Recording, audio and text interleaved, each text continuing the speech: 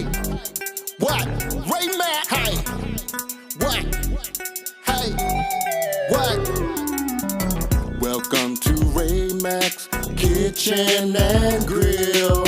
Love and not hate. Love and not hate. Welcome to Ray Mack's Kitchen and Grill. Love and not hate. What? Love and not hate. Come on. Welcome to Ray Mack's Kitchen and Grill. Hey YouTube family, what's up? This your boy Ray Mack. Welcome back to another video. We're making a pan-fried steak. Let me show you how I do it. First thing I'm doing here, y'all, I got 8 ribeye steaks, okay? And I got to cook all of these for the family, and I'm cooking all of these at one time. So what I'm going to do is pan-fry these. So here are my seasonings that I'm going to season these up with.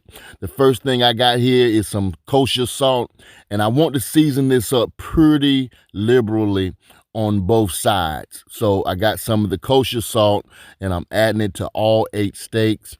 And the next ingredients that I'm going to use for you guys, which is definitely a must for these here beef steaks, is some black pepper.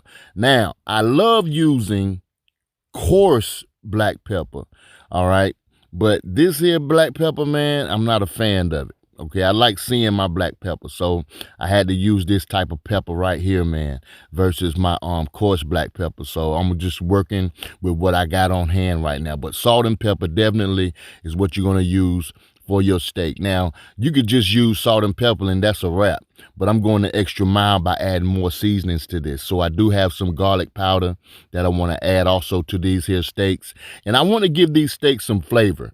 That's why I'm using these types of seasonings, because I want my steaks to be flavorful, and I'm pan searing these steaks in the black skillet on top of the stove. So if you're watching this video, please don't go nowhere. You're definitely going to miss a great recipe. Now I got some onion powder that I'm adding to these steaks as well. And I like the combination of the onion powder and the garlic powder on these here steaks, because one thing you cannot do, you cannot go wrong with using onion powder and garlic powder. You could basically use those in any ingredients or any recipe that you want to of your choosing, and they'll still come out fine. But I love this here Spain spices, all right, spicy seasoning. I just love this, y'all. I'm a big, huge fan of Spain Spices products. And if you want to try the seasoning out, go and check out Spain Spices at www.spainspices.com. And I guarantee you, you will not be disappointed. All right. So my next ingredients, I got some parsley flakes. This just going to give it just a little color, y'all. That's all. No added flavor, nothing like that. I just want my steaks to be a little pretty when I cook them. Okay, I'm just exaggerating a little bit. But it's definitely not going to do anything as far as the flavor profile goes. But it's going to make it look good just a little bit. So now, since I done seasoned up one side of the steaks, and I'm just going to flip these babies over, and I'm definitely going to go ahead and I'm going to season the other side of these here steaks. But one thing that I'm not going to do is bore you by seasoning this side, seasoning the other sides with the same seasoning. No, we're going to just keep it moving. All right. And these are some definitely pretty steaks, y'all, I'm telling you. But I got to cook all steaks for all 8 steaks in the house for my family. All right. So now what I got me a hot skillet on the stove. I got it at medium-high heat. The first thing I want to do is I want to take me some onions. I got me 2 onions that I done sliced up thinly. All right. So there was 2 tablespoons of butter with 2 onions thinly sliced. Then I have some of these here button mushrooms that I went and washed. And also these button mushrooms is going to be top notch for what I'm about to do with these here steaks. Okay. So I got the onions, the butter, and the mushrooms in here. I just want to go ahead and just cook these down just a little bit. And then I have some of this here seasoning that I bought from Ross. Okay, y'all. This is that smoked paprika seasoning. And I definitely leave a description in the description box for you guys so you could try out these ingredients. Guess I'm telling you, you're going to love it. Okay. And then I have some of this here spices from Ross as well. And I'm leaving the description below for you guys to check it out. You're going to definitely love it. No joke, y'all. All right. And we just want to give these a nice little mix. And from there, I got another skillet on the stove heating up at medium high heat. And I got at least around about 2 tablespoons of butter in that.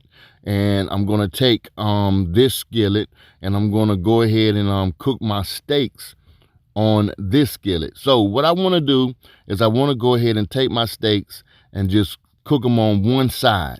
All right. And on medium high heat. If you want to crank yours up a little bit, go ahead and be my guest. It's your steak, but medium high heat kind of works good for me.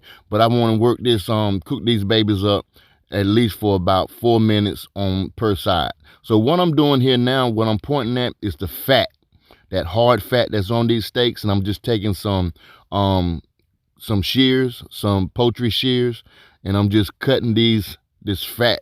This will keep your meat from buckling. You know how you cook your steaks on the stove and they bubble up? Well, if you do this technique, this will keep your steak from buckling. Trust and believe me. Now with those onions and mushrooms, I got some of this here Worcestershire sauce. Kind of hard to say, but I'm going to say it again. Worcestershire sauce. And I'm putting at least around about a good tablespoon into the onions and mushrooms. And that's basically it for the onions and mushrooms. We could cut the heat off and just move these to the side.